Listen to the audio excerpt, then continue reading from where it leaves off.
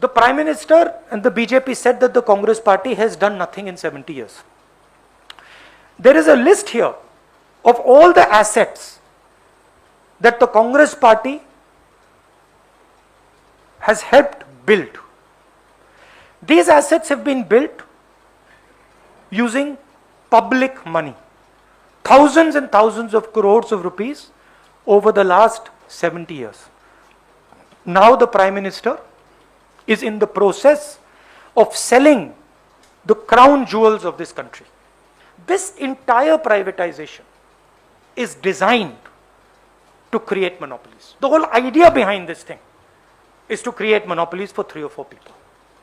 And my young friends who are today searching for a job cannot find a job. You have to understand that the reason you cannot find a job is because the entire small and medium industries have been destroyed. And the reason they've been destroyed is because the Prime Minister insists on building 2 or 3 monopolies that own everything in this country.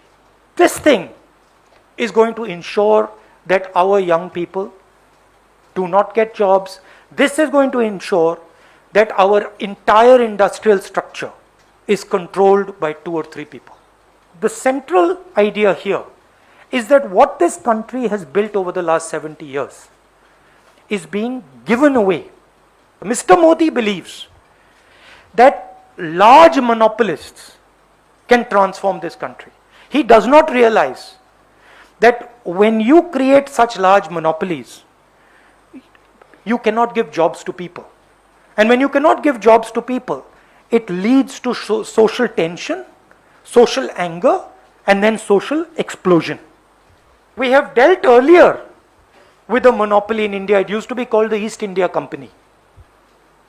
Right? It enslaved this country. So to me, this is a huge tragedy, and it is something that every patriotic person, every nationalistic person should oppose.